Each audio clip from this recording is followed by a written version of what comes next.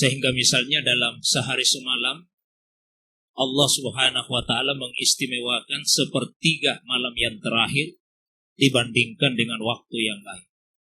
Dalam hadis disebutkan, yanzilu rabbuna ila sama'id dunya hina yabqa sulusul lail al-akhir. Allah Tuhan kita turun ke langit dunia ketika tersisa sepertiga malam yang terakhir. Lalu Allah berfirman, mana hambaku yang berdoa, saya akan kabulkan doanya. Mana hambaku yang punya permohonan, saya akan penuhi permohonannya. Dan mana hambaku yang minta ampun, saya akan berikan pengampunan. Begitu pula adanya 7 hari dalam satu pekan, Allah istimewakan satu hari yaitu hari Jumat dibandingkan dengan 6 hari yang lain. Sehingga Jumat itu dinamakan dengan Sayyidul Ayyam, raja atau penghulunya hari. Demikian pula adanya 12 bulan yang ada dalam satu tahun. Allah istimewakan satu bulan yaitu Ramadan dibandingkan dengan 11 bulan yang lainnya. Sehingga Ramadan biasa dinamakan dengan Sayyidus Syuhur, raja atau penghulunya bulan. Cukuplah bagi kita kemuliaan Ramadan itu dengan membaca Al-Quran bahwa dari 12 bulan yang ada, Ramadanlah satu-satunya yang namanya disebut oleh Allah di dalam Al-Quran. 11 bulan yang lain tidak ada satu pun yang namanya disebut oleh Allah dalam Al-Quran. Hanya Ramadan yang namanya disebutkan. Tepatnya pada surah Al-Baqarah ayat 185 ketika Allah berfirman, A'udzubillahi minasyaitonirrajim, Syahrul Ramadan alladzi unzila fihil Qur'an. Bulan Ramadan adalah bulan yang di dalamnya diturunkan Al-Quran. Salawat dan salam semoga tercurah kepada kekasih kita Rasulullah Muhammad sallallahu alaihi wasallam. Begitu pula kepada seluruh keluarga dan pengikutnya yang senantiasa istiqamah menghidupkan sunnah Nabi sallallahu alaihi wasallam. Salah satunya Nabi senantiasa memberikan pengarahan kepada para sahabat ketika Ramadan itu sudah tiba. Hari ini bertepatan dengan tanggal 22 Sya'ban. Itu artinya 8 atau 9 hari ke depan, insya Allah kita akan memasuki bulan Ramadan. Saya katakan atau karena seperti yang disampaikan oleh Bapak Direktur dalam sambutannya tadi, kalau berdasarkan ilmu hisab, perhitungan astronomi seperti yang digunakan oleh organisasi Islam Muhammadiyah dan ormas yang lain yang pakai hisab, jauh-jauh hari sudah ditetapkan bahwa Ramadan tahun ini bertepatan dengan hari Sabtu tanggal 2 April.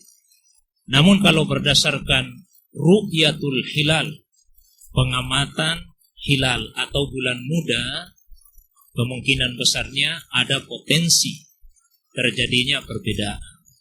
Karena pada hari Jumat ketika matahari terbenam, posisi bulan memang di atas ufuk seperti yang dilaporkan oleh para ahli hisab. Namun ketinggiannya masih sangat rendah. Di seluruh wilayah Indonesia tidak ada satupun posisi atau tempat yang posisi bulan itu di atas 2 derajat. Biasanya kalau posisi bulan seperti itu belum bisa untuk terlihat dengan menggunakan teropong secanggih apapun. Kadang ada yang mengatakan bahwa masalahnya pemerintah juga selalu terlambat mengumumkan. Bukan terlambat. Ru'yatul hilal itu memang baru bisa dilakukan setiap tanggal 29 pada setiap bulannya. Jadi baru bisa dilakukan pada hari Jumat. Begitu matahari terbenam. Maka putusannya baru bisa diumumkan pada malam Sabtu itu. Seandainya bulan terlihat, maka malam Sabtu akan diputuskan 1 Ramadan. Besoknya sudah puasa. Tapi jika tidak terlihat, berarti sesuai dengan hadis Nabi SAW, fa'akmilu iddata sya'bana salasina yauman. Sempurnakanlah bilangan Sya'ban itu menjadi 30 hari. Berarti malam Sabtunya masih tanggal 30 Sya'ban. Dengan demikian, sudah pasti malam Ahadnya 1 Ramadan. Karena dalam perhitungan tahun Qamariyah tidak ada jumlah hari dalam satu bulan yang lebih dari 30. Jumlah hari cuma 2 saja kemungkinannya. Kalau tidak 29, ya 30. Tapi terlepas dari perbedaan itu, kita sudah sangat terbiasa dan sudah dewasa menyikapi perbedaan. Yang terpenting bagi kita adalah mempersiapkan diri untuk menyambut kedatangan bulan Ramadan tersebut. Abu Hurairah menceritakan sebagaimana yang terdapat di dalam kitab Musnad Ahmad bin Hanbal dan juga di dalam kitab Sunan An-Nasa'i, bahwasanya di suatu hari ketika Ramadan sudah tiba, Rasulullah sallallahu alaihi wasallam berkhutbah di hadapan para sahabat. Isi khutbah Nabi panjang ya, saya ambil kutipannya saja. Nabi bersabda, "Atakum Ramadan, syahrun mubarak. Faradallahu azza wa jalla alaikum siyamah. Tuftahu fihi abwabus sama' wa tughlaqu fihi abwabul jahim wa tughallu fihi maradatus syayatin. Lillahi fihi lailatun khairun min alfi syahr. Man hurima khairaha faqad hurima." Rawahun Nasa'i wa Ahmad. Yang artinya, sungguh telah datang kepada kalian Ramadan, bulan yang diberkahi. Allah Azza wa Jalla telah mewajibkan di dalam bulan Ramadan itu bagi kalian untuk berpuasa. Di dalamnya pintu-pintu langit dibuka, pintu neraka jahim ditutup, setan-setan yang ganas, yang liar dibelenggu. Di dalamnya juga ada satu malam yang nilai ibadahnya lebih baik daripada 1000 bulan. Maka siapa yang diharamkan dari kebaikan Ramadan, sungguh dia telah diharamkan dari semua kebaikan. Ada banyak hal yang disampaikan oleh Rasulullah SAW dalam hadis tadi. Yang pertama, beliau menyampaikan, "Atakum Ramadan." Telah datang kepada kalian Ramadan. Jadi nama Ramadan itu sudah dikenal bahkan jauh sebelum diutusnya Rasulullah SAW. Orang-orang Arab menamai bulan-bulan Qamariyah sesuai dengan musim atau keadaan tertentu yang mereka alami. Kecuali bulan Muharram. Penamaan bulan Muharram itu setelah diutusnya Rasulullah SAW. Tapi bulan yang lain semua sudah dikenal namanya. Pada awalnya sebelum kedatangan Rasul, Muharram itu dinamakan dengan Safar Awal. Bulan Safar ada 2. Safar Awal, Safar Akhir. Sama dengan bulan Rabi, 2 bulan juga. Rabiul Awal, Rabiul Akhir. Sama dengan bulan Jumad, 2 bulan juga. Jumadil Awal, Jumadil Akhir. Jadi dinamai itu berdasarkan musim atau keadaan tertentu yang mereka alami. Safar misalnya berasal dari kata asfar.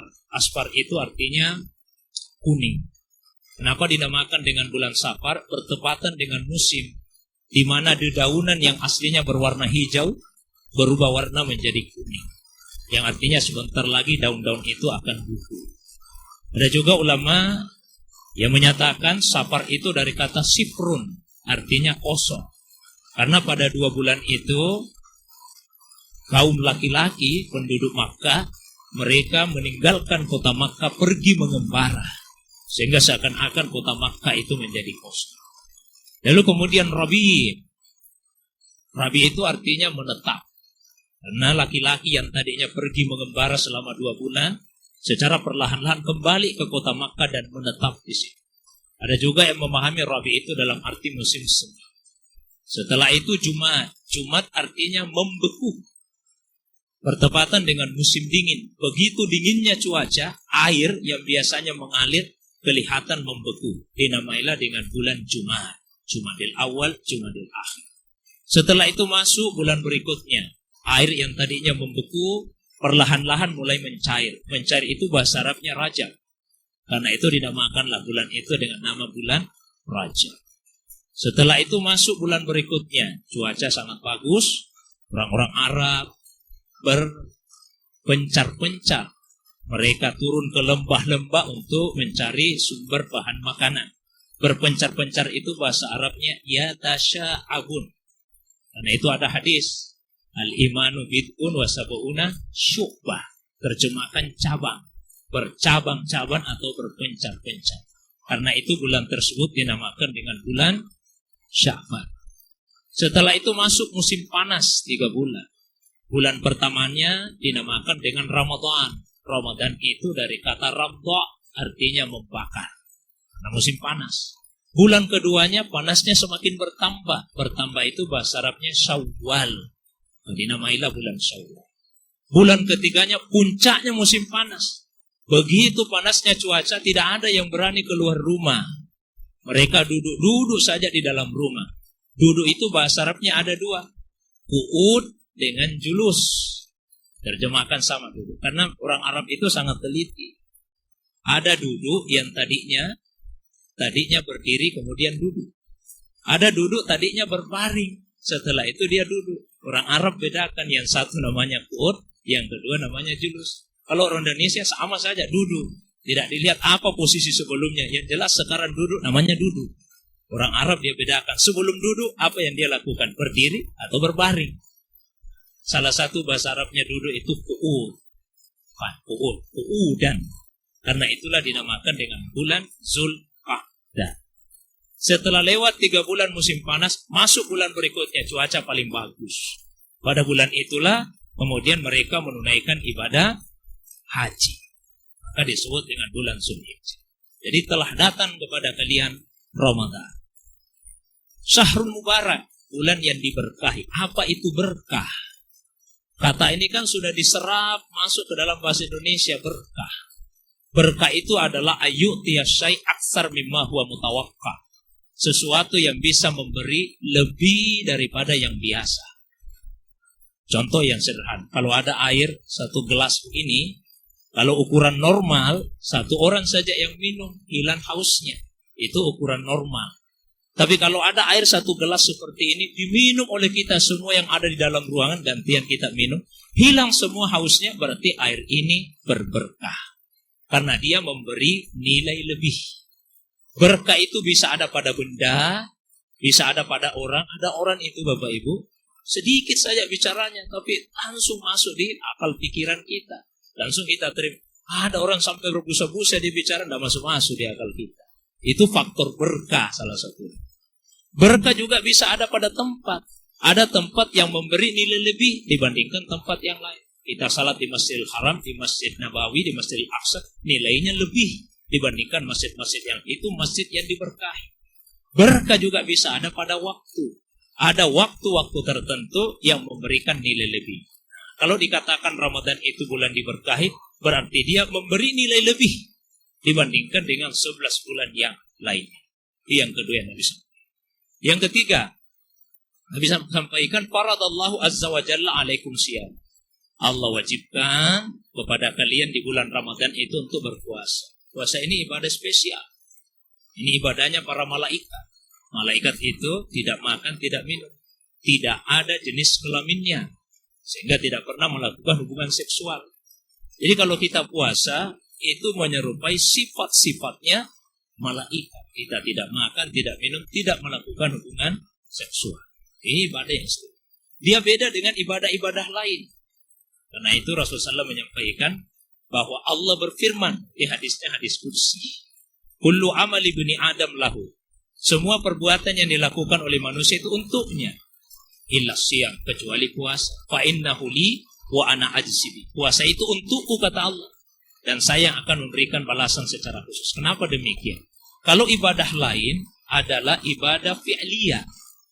Tapi kalau puasa itu ibadah tarkiyah. Yang lain itu melakukan. Puasa bukan melakukan, meninggalkan. Kalau kita salat, kita melakukan sekian banyak gerakan, mengucapkan sekian banyak bacaan. Kalau kita haji, kita melakukan sekian banyak gerakan. Jadi dia ibadah fi'liyah. Karena ibadah fi'liyah kelihatan. Mudah itu dibedakan siapa yang salat, siapa yang tidak. Karena orang salat dia bergerak. Tapi kalau puasa meninggalkan makan, meninggalkan minum, meninggalkan hubungan suami istri. Maka susah membedakan siapa yang puasa, siapa yang tidak. Saat ini, tidak ada yang makan, tidak ada yang minum. Tidak ada yang melakukan hubungan seksual sekarang ini. Tapi bisa tidak dibedakan siapa yang saat ini puasa, siapa yang tidak. Tidak bisa dibedakan. Yang tahu Allah. Makanya Allah sampaikan puasa itu untuk saya yang akan memberikan balasan secara spesial. Itu panjang bahasannya. Ini disebut pembekalan yang matang, tapi waktunya sempit, mungkin tidak matang lah. Ya. Bapak Ibu yang dimuliakan Allah SWT. Kemudian yang berikutnya, tuftahu fihi abwabus sama. Di bulan Ramadan itu pintu-pintu langit dibuka. Begitu redaksinya di Sunan An-Nasai.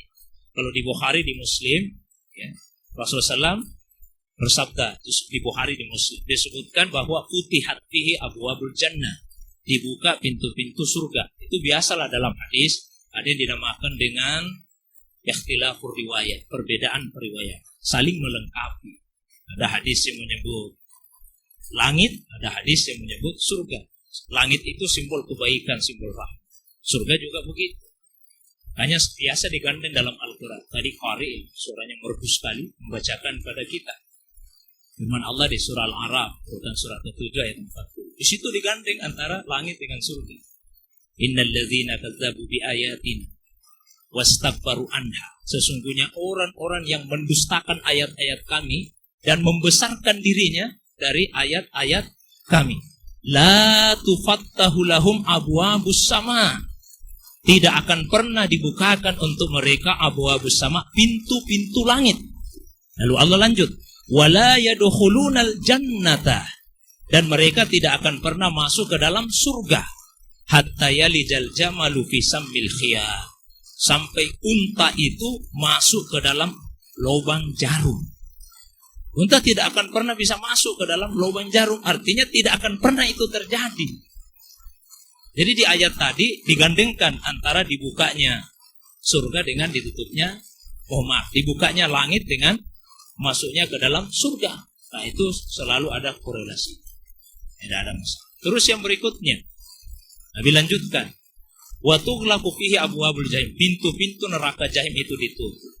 Ada ulama kita yang memahami secara tekstual, betul-betul surga dibuka, neraka ditutup. Berarti sebelum masuk Ramadan, pintu surga tadinya tertutup. Masuk Ramadan, lalu dibuka. Sebaliknya, sebelum masuk Ramadan, pintunya neraka terbuka. Begitu masuk Ramadan, ditutup. Ada yang memahami tidak secara harfiah, tapi itu makna kiasan. Dalam arti pintu-pintu yang akan mengantarkan kita ke surga dibuka. Dan pintu-pintu yang bisa membawa seseorang masuk ke neraka ditutup. Apa yang bisa membuat kita ke surga? Kebaikan. Yang membuat kita masuk neraka keburukan. Di bulan Ramadan dibukakan untuk kita aneka macam kebaikan yang bisa membawa kita masuk ke dalam surga. Ada puasanya, salat tarawihnya, zikirnya, doanya, sedekahnya, bacaan Qur'annya, umrahnya, ya, iktikafnya, di ujung Ramadan ada zakat fitrinya. Ini semua adalah pintu-pintu kebaikan yang bisa mengantarkan kita untuk masuk ke dalam surga. Kemudian yang berikutnya dilanjutkan, wa tughallu fihi maradatus syayatin. Di bulan Ramadan maradatus syayatin. Maradatus syayatin itu dibelenggu. Jadi di hadis An-Nasai ini ada kata-kata marada. Kalau di Bukhari tidak ada. Pokoknya setan dibelenggu, sufidatis syayatin. Karena itu ada perbedaan pendapat ulama kita. Apakah semua setan itu dibelenggu di bulan Ramadan atau tidak? Ini nanti kaitannya dengan pertanyaan, mengapa ada orang yang melakukan perbuatan dosa di bulan Ramadan, padahal setannya sudah dibelenggu. Setannya sudah dibelenggu, tapi masih ada yang berbuat dosa. Minimal ada dua penjelasan ulama kita. Penjelasan yang pertama mengatakan, ini paling mudah dipahami.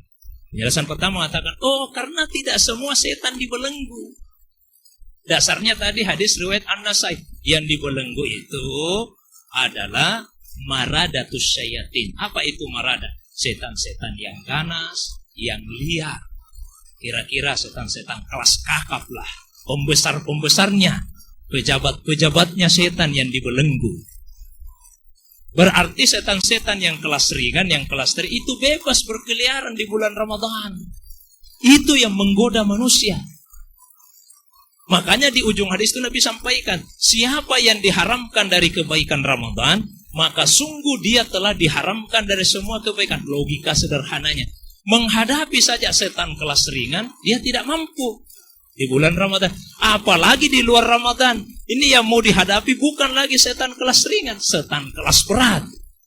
Tentu dia akan lebih tidak mampu lagi. Itu penjelasan pertama. Nah, penjelasan kedua, ada ulama yang mengatakan tidak semua setan dibelenggu. Tentu yang dimaksud di sini setan dari kelompok jin. Karena setan itu ada setan dari kelompok jin, ada setan dari kelompok manusia. Wa kadzalika ja'alna likulli nabiyyin aduwan syayatinal insi wal jin. Begitulah kami telah jadikan setiap nabi dan orang yang beriman ada musuhnya. Siapa musuhnya? Syayatinal ins, setan-setan manusia. Wal jin, dan setan-setan jin. Jadi ada setan dari kelompok manusia, setan dari kelompok jin. Setan dari kelompok jin itu adalah jin yang durhaka. Itulah namanya setan. Setan dari kelompok manusia, manusia yang durhaka, tapi tidak cukup dengan kedurhakaannya, dan menggoda manusia yang lain untuk melakukan kedurhakaan. Itu setan dari kelompok manusia. Yang dibelenggu ini setan dari kelompok jin. Setan manusia kan masih bebas ini berkeliaran, biar di bulan Ramadan. Kadang-kadang kita tidak digoda oleh manusia, tidak digoda oleh jin, tapi tetap berbuat dosa. Kenapa demikian? Kata para ulama sufi, penyebab orang berbuat dosa itu ada penyebab dakhili, internal, dan ada penyebab khariji, eksternal. Penyebab khariji, setan. Penyebab dakhili itu syahwat. Ya, ada orang berbuat dosa karena setan, ada orang berbuat dosa karena syahwat. Cara membedakannya bagaimana? Kita perhatikan. Dosa yang disebabkan oleh syahwat itu biasanya arahnya cuma satu. Kalau gagal, maka tidak akan berbuat dosa lagi. Itu sah. Misalnya mohon maaf, ada yang mau mencuri. Itu dia lihat barang mewah, tergoda dia untuk mencuri. Begitu dia mau curi, banyak orang di situ. Tidak jadi. Selesai urusannya. Itu berarti syahwat. Tapi kalau dosa yang disebabkan oleh setan, karena yang penting bagi setan itu bukan apa dosanya. Yang penting manusia itu berbuat dosa. Kalau setan gagal menggoda seseorang untuk melakukan satu dosa, dia akan berusaha untuk mengalihkan ke dosa yang lain. Jadi kalau ada keinginan kita melakukan satu dosa tidak jadi, kita beralih ke dosa yang lain, oh berarti setan itu. Bukan karena syahwat, tapi itu karena setan. Contoh misalnya, kita mau pergi ke masjid, mau salat, digoda itu setan. Tidak usah ke masjid. Tapi kita bisa lawan, tidak, saya harus ke masjid. Oke, kalau begitu ke masjid saja. Tapi tidak usah buru-buru, nantilah, ntar sebentar, baru ke masjid. Dia alihkan godaan. Nah, begitu kita bisa kalahkan lagi setan, tetap kita ke masjid, digoda lagi. Begitu salat, diingatkan banyak hal yang bersifat dunia, sehingga tidak bisa kita konsentrasi. Begitu bisa kita kalahkan, apakah setan sudah berhenti? Tidak. Nah, ini godanya yang paling halus. Ditanamkan di hati kita. Memang kamu hebat. Tidak bisa saya goda. Langsung kita merasa hebat. Hebat. Memang saya setan. Tidak bisa kau goda saya. Itu sudah kesombongan. Jadi kalau dosa itu selalu beralih dari satu ke yang lainnya, gagal satu beralih ke yang lain, itu setan yang menggoda. Tapi kalau fokusnya ke satu saja, misalnya, ada seorang laki, kita lihat seorang perempuan, tertarik kita untuk melakukan dosa dengannya. Gagal, ya tidak jadi. Berarti itu syahwat. Syahwat itu. Tidak beralih lagi kepada dosa-dosa yang lain. Bapak Ibu yang dimuliakan oleh Allah Subhanahu wa Ta'ala, itu penjelasan ulama kita. Jadi insya Allah Ramadan sebentar lagi akan tiba, 9 hari lagi. Mari kita banyak-banyak istighfar, bertobat kepada Allah SWT. Istighfar dan bertobat. Tidak cukup hanya dengan istighfar, mesti tobat. Ada orang istighfar dia tidak tobat. Kok bisa? Istighfar itu artinya mohon pengampunan kepada Allah. Sebetulnya selain istighfar ada lagi al-afwa. Al-afwa itu meminta pemaafan. Pengampunan dan pemaafan itu beda. Kalau kita berbuat dosa sama seseorang, kita katakan, ampuni saya. Dengan mengatakan, maafkan saya. Itu beda. Ampuni dan maaf. Meminta pengampunan artinya meminta agar dosa itu ditutup. Itu namanya pengampunan. Jadi kalau ada yang mengucapkan, astagfirullah, saya meminta kepadamu ya Allah, tutupi dosaku. Ketika dosa itu ditutupi, Allah tidak hukum kita. Ketika dosa itu ditutupi, orang lain tidak tahu. Karena sudah ditutupi oleh Allah. Tapi sesuatu yang ditutupi itu sebetulnya masih ada, cuma tidak kelihatan. Tidak kelihatan. Ini kalau misalnya Ini kan ada isinya Pak ini ya. Ada isinya. Gue ya. Cuma tidak kelihatan. Karena ditutupi. Dosa juga begitu. Ketika dia ditutupi, dia masih ada. Hanya tidak kelihatan. Tapi kalau kita minta pemaafan itu artinya minta agar dosa dihapus. Begitu dia dihapus, dia tidak ada lagi. Sering kita di bulan Ramadan itu membaca seperti ini. Asyhadu alla ilaha illallah wa nastaghfirullah nas'aluka ridhaka wal jannah wa na'udzu bika min sakhatika wan nar. Allahumma innaka afuwun karim tuhibbul afwa fa'fu anna ya rahim. 5 menit lagi kita buka puasa.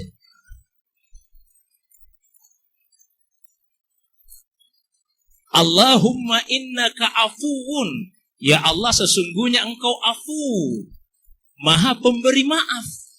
Tuhibbul afwa, engkau senang memberi maaf. Fa'fu anna atau fa'fu anni, maafkan kami, maafkan. Maksudnya apa? Hapus dosaku itu Tuhan. Hapus, jangan cuma tutupi, hapus. Kalau kita berbuat kesalahan ini, misalnya di instansi ini berbuat salah, terus datang sama pimpinan, saya minta ampun. Maksudnya itu, jangan hukum saya, dan jangan ceritakan sama orang lain. Tapi pimpinan itu ingat terus, ini pernah berbuat dosa ini, berbuat salah begini. Tapi kalau kita datang, kita katakan, maafkan saya. Maksudnya apa? Hapus ingatan itu, hapus kesalahan saya dari ingatanmu. Jangan ingat-ingat lagi kalau saya pernah berbuat salah. Jadi jangan cuma minta ampun, minta maaf juga. Supaya dia. Sekali lagi kembali, ada orang istighfar, dia tidak tobat. Karena tobat itu ada syarat-syaratnya. Kalau tidak dipenuhi, tidak diterima tobat kita. Apa saja syaratnya? 1, hentikan dosa itu. Biar kita istighfar 100 kali setiap hari, kalau tidak berhenti, tidak tobat namanya. Cuma istighfar. Saya kasih contoh ibu-ibu. Cerita-cerita, kumpul cerita-cerita. Awalnya ceritanya baik. Lama-lama cerita jeleknya orang. Kan dosa itu Bu, ya. Dosa Bu ya. Ada yang diingatkan Bu, dosa itu. Tanya Ustaz, dosa. Ibu langsung astagfirullah. Berarti sudah istighfar. Begitu selesai astagfirullah, gosipnya dilanjut. Tidak tobat namanya, karena tidak berhenti. Istighfar tapi tidak tobat. Kita lagi Pak yang laki-laki. Pak ibu-ibu tidak keberatan kan? Ibu ya? Laki-laki nih. Kita Pak, termasuk saya. Ada cewek cantik Pak, seksi lewat. Kan sayang ini kalau dibiarkan. Kita pandang Pak.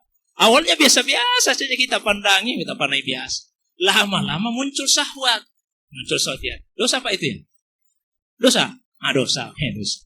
Terus diingatkan, dosa itu. Langsung itu coba, astagfirullah. Tapi sambil beristighfar itu mata terus memandang, astagfirullah.